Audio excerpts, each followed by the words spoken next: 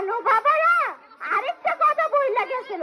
আমার আবু সাইদ আমারে বলছিল, মা তুমি আমার লেগে একটা ঘর বানাইও, আমি আর কত বাড়ি বাড়ি শুইমু, তুমি আমার লেগে একটা ঘর বানাইও, আমি ফিরে আইসা সেই ঘরে শুইমু। ঘর